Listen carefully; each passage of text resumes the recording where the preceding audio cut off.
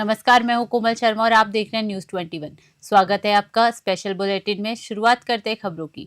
नगर निगम चुनाव की सरगर्मी के बीच भारतीय जनता पार्टी में फूट दिखाई दे रही है। बहुप्रतीक्षित उम्मीदवारों की सूची जारी होते ही टिकट कटने से नाराज कार्यकर्ताओं ने आपात बैठक कर अपना गुस्सा जताया। कार्यकर्ताओं ने जमकर नारेबाजी की और वरिष्ठ नेताओं के फैसले की निंदा की। लंबे समय से पार्टी के लिए काम कर रहे निष्ठावान कार्यकर्ताओं को नजरअंदाज कर नए या बाहरी चेहरों को मौका दिए जाने की भावना से नाराजगी को जन्म दिया। बैठक में विधायक किशोर जोरेगेवार ने कार्यकर्ताओं को समझाने का प्रयास किया, लेकिन भावनाओं में उबलते कार्यकर्ता सुनने की स्थिति में नहीं थे। पार्टी सूत्रों के अनुसार यदि नाराजगी को समय पर संभाला नहीं गया तो आगामी चुनावों में संगठन को नुकसान पहुंच सकता है। अब ये देखना बाकी है कि भाजपा नेतृत्व इस स्थिति को कैसे नियंत्रण में लाता है। चंद्रपुर से जगदीश मेश्राम की रिपोर्ट।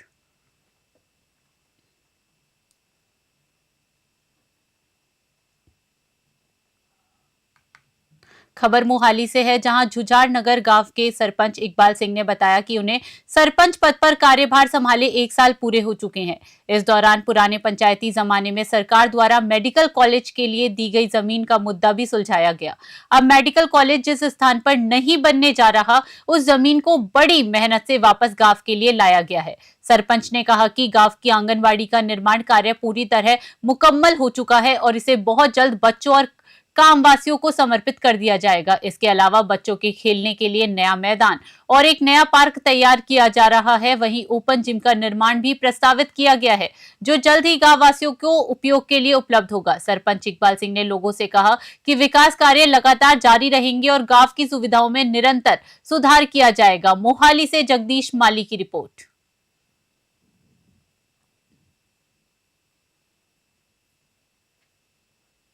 गाडरवारा में national thermal power corporation limited द्वारा आयोजित प्रेस वार्ता में परियोजना प्रमुख श्याम कुमार, मुख्य महाप्रबंधक समरेंद्र कुमार रॉय, महाप्रबंधक राजीव त्रिपाठी और अन्य वरिष्ठ अधिकारी उपस्थित रहे। मीडिया को संबोधित करते हुए श्याम कुमार ने बताया कि एनटीपीसी गाडरवारा में चालू वित्त वर्ष में असाधारण प्रदर्शन किया है और आने वाले समय में और कई महत्वपूर्ण उपलब्धियां हासिल करने की दिशा में काम कर रही है। मुख्य महाप्रबंधक ने कहा कि सतत विकास के सिद्धांतों के अनुरूप सुरक्षित, विश्वसनीय और प्रतिस्पर्धा दरों पर विद्युत उत्पादन के लिए प्रतिबद्ध है। उन्होंने बताया कि पर्यावरण अनुकूल तकनीकों के माध्यम से कर्मचारियों के लिए सुरक्षित कार्य वातावरण सुनिश्चित किया जा रहा है। एनटीपीसी गाडरवारा द्वारा शिक्षा, स्वास्थ्य, महिला सशक्तिकरण और आधारभूत संरचना विकास जैसे सामाजिक क्षेत्रों में भी निरंतर योगदान दिया जा रहा है। संयंत्र की R&R और CSR पहलों की तहत जन कल्याणकारी गतिविधियां भी जारी हैं, जिससे स्थानीय समाज और राज्य की ऊर्जा सुरक्षा दोनों मजबूत हो रही हैं। नरसिंहपुर से रजनीश कुमार की रिपोर्ट। गाडरवारा का हमेशा से प्रयास रहा है कि हम आसपास में समग्र विकास, मतलब विद्युत उत्पादन तो हमारा कार्य है ही है, इसके साथ साथ हम आसपास समग्र विकास के साथ लेकर चले।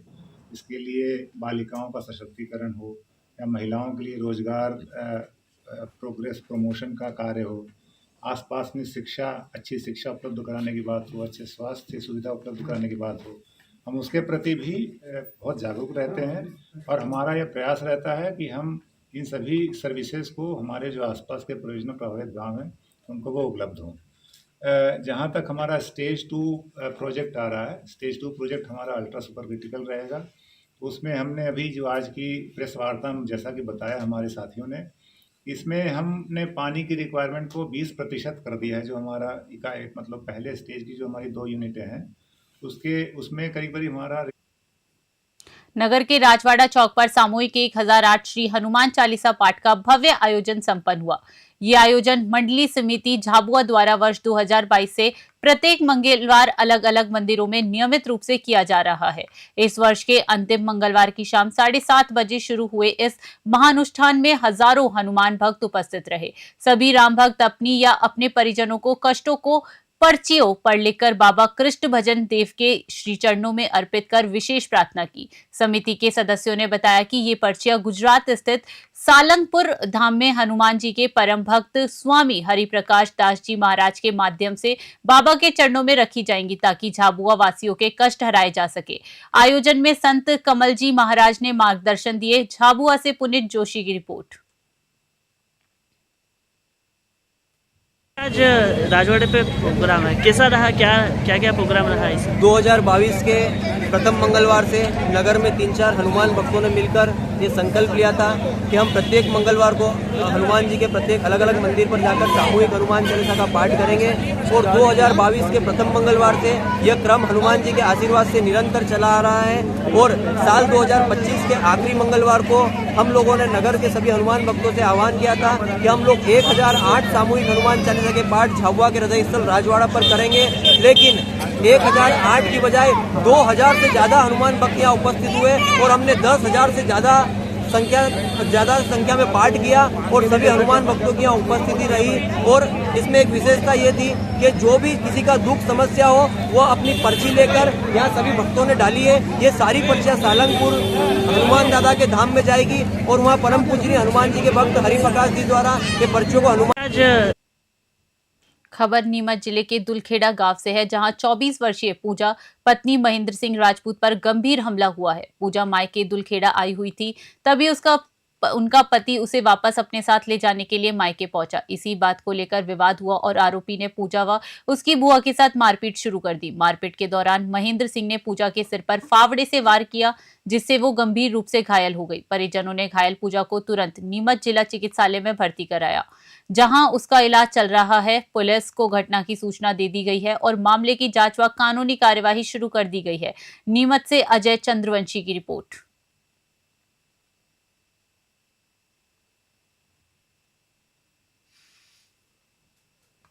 नीमच जिले के मनसा क्षेत्र में एक महिला ने अपने कृषि भूमि पर अवैध कब्जे और जान से मारने की धमकी मिलने का मामला प्रशासन के समक्ष उठाया है। काची मोहल्ला निवासी मांगीबाई ने पुलिस अधीक्षक एवं अन्य अधिकारियों को आवेदन देकर बताया कि ग्राम सारसी की उनकी भूमि उनके नाम दर्ज होने के बावजूद प्रद्युमन सिंह सहित अन्य लोग फर्जी दस्तावेज दिखाकर कब्जा करने का प्रयास कर रहे हैं। मांगीबाई ने मीडिया से कहा कि मामले में त्वरित कार्यवाही नहीं हुई तो वे जहर खाकर खाने तक पर मजबूर हो जाएंगी। उन्होंने बताया कि जब वे शिकायत देने के लिए अधिकारियों के पास गई तो उनके हाथ से जहर की शीशी छीन ली गई। आरोपियों ने गाली गलौच और धक्का मुक्की करते हुए विरोध करने पर जान से मारने की धमकी भी दी। पीड़िता ने मुख्यमंत्री हेल्पलाइन पर भी शिकायत दर्ज कराई है और प्रशासन से निष्पक्ष जांच व आरोपियों पर कड़ी कार्यवाही की मांग की है। नीमच से अजय चंद्रवंशी की रिपोर्ट।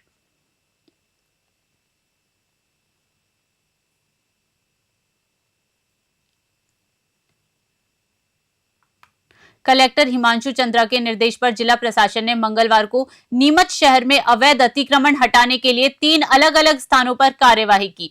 इस अभियान में कुल 6.05 हेक्टेयर जमीन अतिक्रमण मुक्त कराई गई, जिसकी बाजार कीमत लगभग 42 करोड़ रुपए आकी गई। अतिक्रमण हटाई गई जमीनों में अंबेडकर कॉलोनी का खेत संख्या 505 करोड़ रुपए मूल्य की, जो पुराना चर्म शोधन कारखाना के पीछे खेत संख्या 32 लगभग 19.98 करोड़ की, और सीआरपीएफ के पीछे न्यू गार्डन 30 एवं 35 16.87 करोड़ रुपए मूल्य की जमीन शामिल रही। एसडीएम संजीव साहू, तहसीलदार संजय मालदीव, नया सीएमओ दुर्गा बामनिया और डॉक्टर अजेंद्र नाथ प्रजापति की उपस्थिति में राजस्व पुलिस और नगर पालिका की संयुक्त टीम ने जेसीबी व अन्य मशीनरी की मदद से अतिक्रमण हटाया। अब इन जमीनों पर नगर पालिका बोर्ड लगाकर प्रीकास्ट बाउंड्री की जा रही है। कलेक्टर ने कहा कि अतिक्रमण मुक्त कार्यवाही की गई ये जमीन शहर के विकास कार्यों और विभिन्न प्रोजेक्ट्स के लिए उपयोग की जाएगी। नीमच से अजय चंद्रवंशी की रिपोर्ट।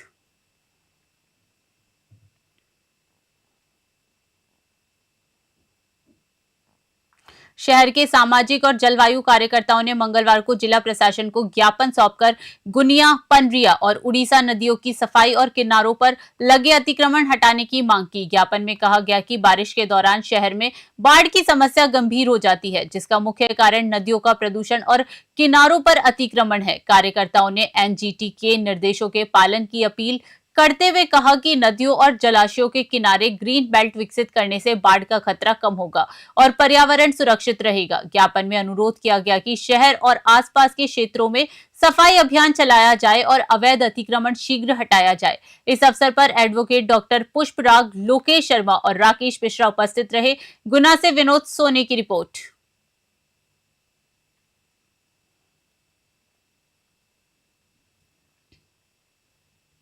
सरवण आर्मी ने जन सुनवाई में ज्ञापन सौंपकर गुनिया नदी और अन्य क्षेत्रों में अवैध कब्जों तथा भूमि माफियाओं की गतिविधियों पर सख्त कार्रवाई करने की मांग की। ज्ञापन में आरोप लगाया गया कि भूमाफियाओं द्वारा सरकारी जमीनों पर अवैध कब्जे कर कॉलोनियां बनाई जा रही हैं, जबकि राजस्व अधिकारी सरकारी पट्टे विधि के विरुद्ध ट्रांसफर कर रहे हैं। साथ ही रजिस्ट्री कार्यालय में ग्राहकों से 5 से 10% तक अवैध वसूली का भी आरोप लगाया गया। संगठन ने कहा कि शहर के बाजारों में सरकारी और नजूल भूमि पर व्यावसायिक कॉम्प्लेक्स तैयार कर किए गए हैं।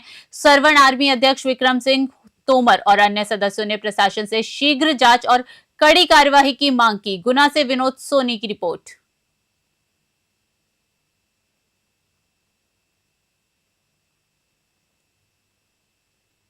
मध्य प्रदेश के भैरुंदा तहसील क्षेत्र में अवैध शराब का खतरनाक प्रचलन ग्रामीण और धार्मिक क्षेत्रों को प्रभावित कर रहा है। नर्मदा तट और प्रसिद्ध तीर्थ स्थल ग्राम वासुदेव में किराने की दुकानों की आड़ में खुलेआम कच्ची शराब बिक रही है। ग्रामीण महिलाओं ने आज विरोध स्वरूप ट्रैक्टर ट्रॉली पर भैरुंदा थाना पहुंचकर ज्ञापन सौंपा। उनका कहना है कि शराब के कारण बच्चों की पढ़ाई प्रभावित हो रही है, घरेलू झगड़े बढ़े हैं और महिलाओं की पारिवारिक आर्थिक स्थिति दिन पर दिन बिगड़ रही है। महिलाओं ने साफ कहा, हमें लाडली बहना योजना के 1500 रुपए नहीं चाहिए, बस गांव से शराब खत्म कर दी जाए। पूर्व मुख्यमंत्री शिवराज सिंह चौहान द्वारा नर्मदा नदी से 5 किलोमीटर तक शराबबंदी का ऐलान किया गया था, लेकिन जमीन पर इसका असर दिखाई नहीं दे रहा है। प्रशासन पर अब दबाव है कि अवैध शराब पर तुरंत लगाम लगाई जाए और ग्रामीणों की सुरक्षा सुनिश्चित करे। सीहोर से रामनिवास यादव की रिपोर्ट। तो क्या मामला है? सर, हम कुछ नहीं चाहते, इतना चाहते हैं कि हमारे जो छिदगांव काची में दारू बिक रही है उसे हम पुलिस प्रशासन से ये मांग कर रहे हैं कि आप मतलब हमारे गांव में शराब नहीं हो। नर्मदा के किनारे में भी दारू उतर रही है और बिक रही है। सब बंद होना, सब मतलब पूरी टोटल चीज़ बंद होना चाहिए। महिलाओं बहुत दुखी है, मार खाती है, बच्चे परेशान है और है ना हर चीज़ की प्रॉब्लम आ रही है उनको। तो हम तो इतना चाहते हैं कि हमारे गांव में दारू नहीं बिकना चाहिए, नहीं बिकना चाहिए बस। जिस प्रकार थाने आई थी टीआई साहब ने क्या आश्वासन दिया? उनने बोला है, बोले हम करेंगे अच्छी कार्रवाई, कड़ी कार्रवाई करेंगे बोले। तो अफसर देख लेते हैं हम उनको, नहीं तो हमने तो बोल दिया है कि अगर जीप जाएगी तो हम उसने नदी नहीं कूदने देंगे सर, हम नदी नहीं कूदने देंगे। आप लोगों का आरोप है कि दारू जो जा रही है उसके अलावा जो नर्मदा के किनारे। तो क्या मामला है? सर, हम कुछ नहीं चाहते। कोतवाली थाना क्षेत्र के बिनेका गांव में चौरसिया मोहल्ले के पास मंगलवार को एक भीषण सड़क हादसा हुआ।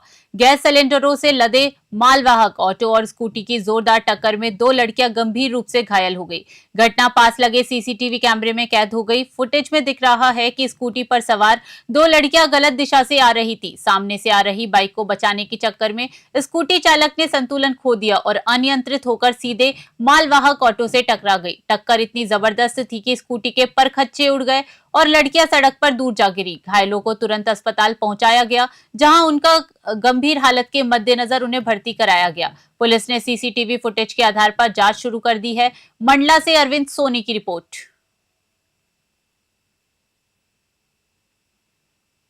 खबर दमोह से है, जहां कोतवाली थाना क्षेत्र के गायत्री गेट के पास मकान विवाद के मामले में पुलिस और प्रशासन ने सख्त कार्यवाही की। विवाद में घर में घुसकर मारपीट और जबरन कब्जा करने का प्रयास किया गया था, जिसके बाद लोगों में आक्रोश फैल गया। पुलिस ने 9 आरोपियों पर मामला दर्ज कर उन्हें गिरफ्तार किया। गिरफ्तार आरोपियों को पैदल जुलूस निकालते हुए कोतवाली से जेल भेजा गया। दूसरी ओर राजस्व और नगर पालिका अमले ने नगर में अतिक्रमण विरोधी अभियान के तहत पठानी मोहल्ला क्षेत्र में कार्यवाही की। इसमें विवाद के एक आरोपी कासिम खान के अतिक्रमण को भी तोड़ा गया। प्रशासन ने इसे आपराधिक गतिविधियों में लिप्त लोगों के खिलाफ सख्ती का संदेश बताया। अधिकारियों का कहना है कि कानून और व्यवस्था बनाए रखना प्राथमिकता है और किसी को भी अवैध कब्जे की अनुमति नहीं दी जाएगी। दमोह से विवेक सैन की रिपोर्ट।